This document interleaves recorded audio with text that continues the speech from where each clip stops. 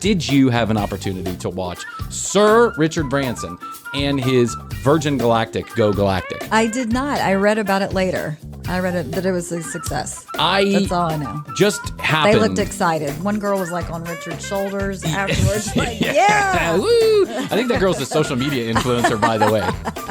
They sent up like 4 people. Richard was one of them, right? He was in charge of checking. They were doing experiments, quote unquote. But Richard was in charge of the experience. So he wanted to make sure that the experience was good, the customer service experience. And they looked like they were in lounge chairs, basically, right? Yeah. No bulky suits on or anything, just like, Under Armour sweater. Thin, silky. Yeah. Silky jogger. Silky jogger. Silky jogger. They're technically called astronauts now, even though they really didn't. That's right. They got their astronaut They got their astronaut pins from the NASA doctor, I think is the one that gives those away. NASA doctor. Yes, you've been to space. The penis shrunk 3 inches. Here's a pin. Here's a pin.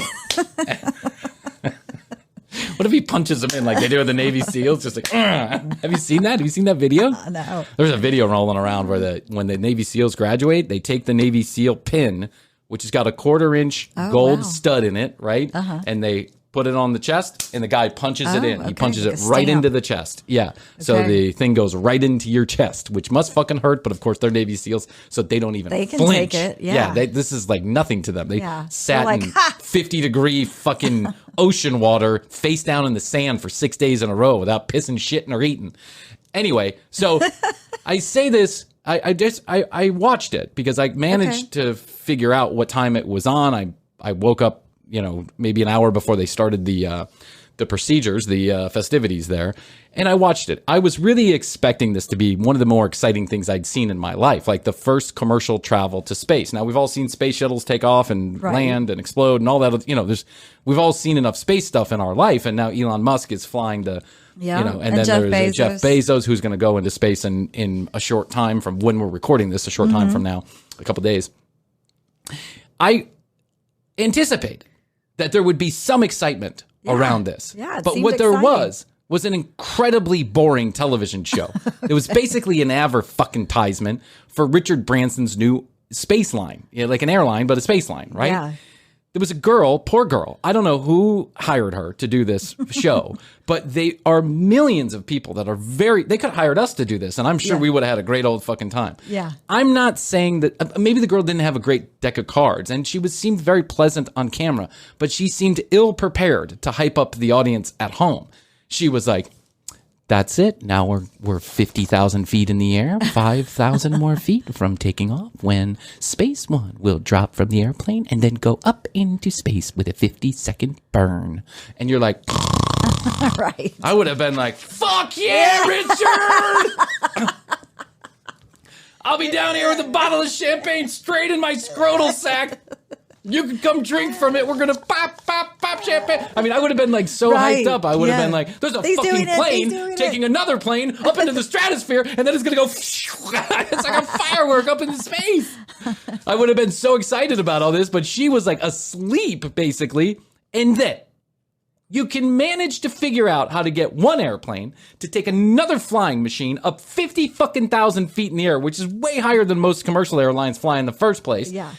Almost double, and then you get it up into the air, and then the thing drops off the one plane and then flies up another 16 miles or whatever it is. You can manage to do that. Yes. But you can't manage to borrow some internet from Elon fucking Musk on his millions of satellites that are flying around up there, so you can get a webcam to distribute a picture.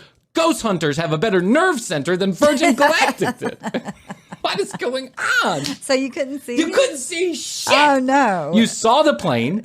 It had a still camera of the plane showing a shot of... Have you seen the contraption? Yeah. Okay, it's like imagine like a pontoon boat, right? It's a double fuselage plane. So one on the left and one on the right. And then the middle is something that looks like a bridge. Yeah. And they stuck the spacecraft to the bridge. Okay. Right? And then they get up to 50,000 feet, and then they drop the spacecraft. They let it go, and then it fires its engines, fires its one rocket, and then it burns for a minute, and it goes up in about 52 miles in the air, which is not technically space, but it's close enough, right? And it's through the line of demarcation.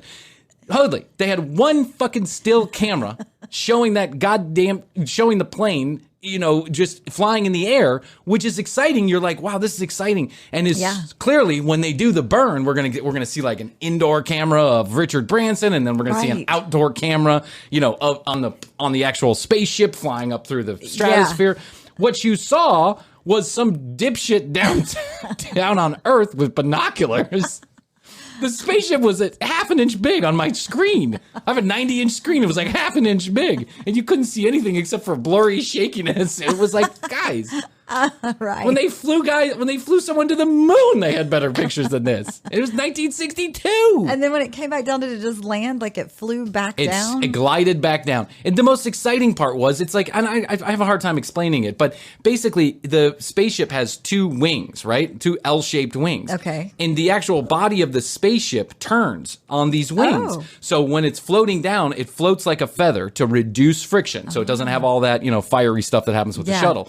So to reduce friction, the two L shapes, they stand upwards instead of being out. They stand up so that you can kind of float like a feather. Like imagine like a little thing floating like this. Yeah. You think to yourself, this is amazing. I can't wait to watch this float like a feather back down to Earth. But what you fucking watch was some girl going, successful burn, successful feathering. We're having a little trouble getting the signal in from Sir Richard Branson. Don't worry, we're recording this for the replay. She wasn't prepared for it to not be. She was over prepared. She'd been practicing this for 2 years. She didn't miss a beat. Only she was. And there were two other people with her, and they didn't say anything. It was just like the most boring thing I've ever seen. Do you remember when the guy took the fucking balloon up to the stratosphere, up to the same line of demarcation, and he went 50 miles in the fucking air, and then he jumped out, right? Do you remember that? And there was all kind of drama, right? There was. They were filming it. Yeah, filming it. You could see inside. He had a camera in his helmet. He had a camera forward, sideways. Did he have like a GoPro on or something? He had a bunch of stuff on, right? He had like 16 different cameras, and they lost signal. Maybe it was a little jerky here and there, but for the most part, it took him 7 hours to get up to that line of demarcation. And then he jumped out, and it took him another 3.5 minutes to get down. And they managed to film every fucking second of that and put it on. That was Red Bull. Red Bull should have done the Virgin Galactic. That's what it should have done. That's what it was. Because that guy started spinning out of control halfway through. When he was like 26 miles in the air, he started spinning out of control. And there was some guy who was like, John, can you hear us? John, is that you? John, you're dying. We're sorry, folks at home. We're not going to move away from this particular camera angle, but just understand, it's unlikely John is still alive. He's like a rag doll out there. What did we do? Oh my God, we've killed John for an energy drink. A publicity stunt for an energy drink, and John is out of control. He's going to go splat on the Earth. I mean, that guy was exciting. It was like, oh my God. Is he going to make it? Is he going to make it? The guy, but he was talking to John the whole time. He was like his buddy or something, some old man. He was like his buddy. Like when they got up to the top, John couldn't hear. Right. John lost communication, right? And so, or no, John couldn't talk, couldn't communicate back, but he could hear. He was giving signals that he could hear, right? And the old guy was like, John, this is crazy. Why are you doing this? But if you'd like to, it's go. $50,000 extra from Red Bull if you go under these horrible conditions. John, can you see us? Your shitometer is at 12. Your bag's all full. We know you're scared, and we can't hear you, and we don't know if this is the last time we'll see you alive. Your heart rate is at 650. You're 3,000 million feet in the air. Things are going wrong, John. Jump. Go ahead and do it. It's a go. Stick one foot out the door and just hold your breath. And if you start spinning out of control, I got it. I'll take it from here.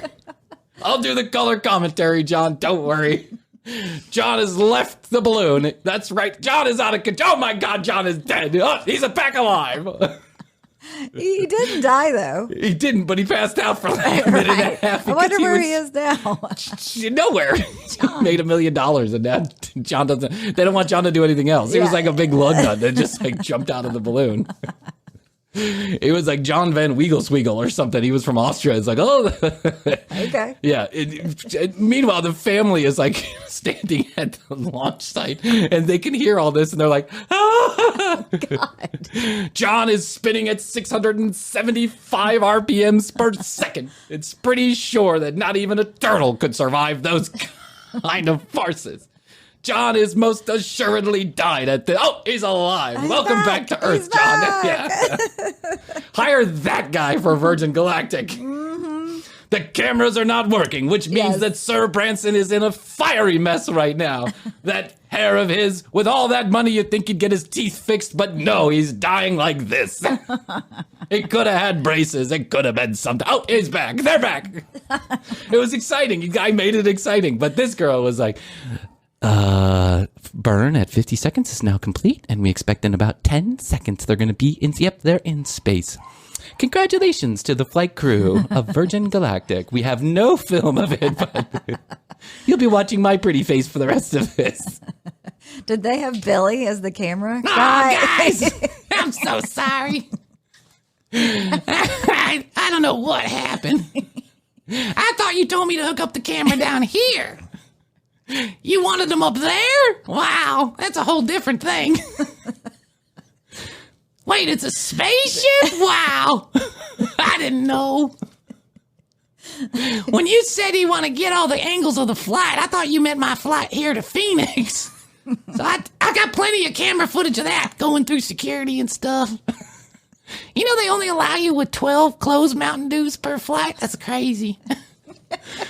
What? They're going to space? Wow. Oh, Billy. That's a shame. We should have got that on camera. So close. So close.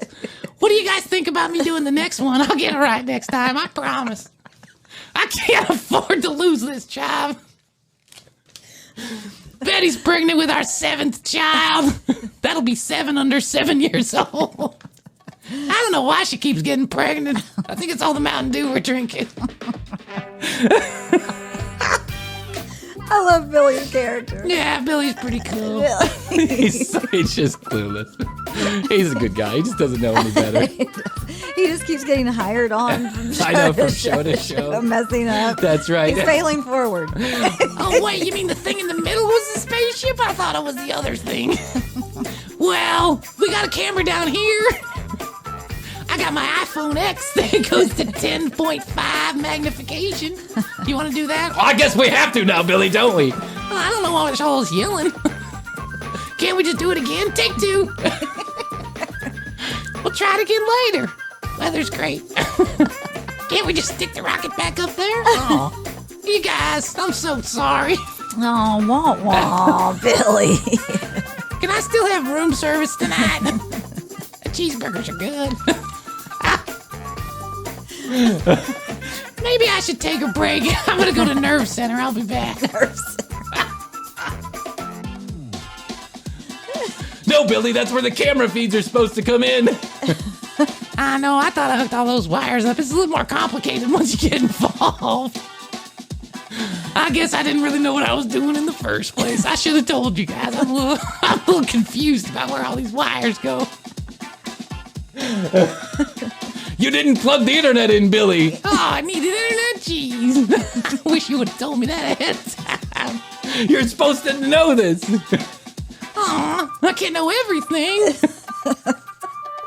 I learned a lot on Bigfoot, and then when I went to Ghost Hunters, I learned even more. But you guys are really asking for a lot here. You want me to have 2 cameras at the same time? Jeez, guys. That's a little bit over my head. Really? Maybe I should have asked for help. When I couldn't get the password. I couldn't get the Wi-Fi password. I asked. I sent an email. Didn't you get it? I sent an email to HR. I can't figure out the Wi-Fi password. I'm pretty sure this is going to affect what goes on Saturday. Get back to me when you can. No rush. But no one ever got back to me. I tried to use the hotel Wi-Fi password. I thought they worked. I thought it was one Wi-Fi password for the whole state of New Mexico. I'm sorry.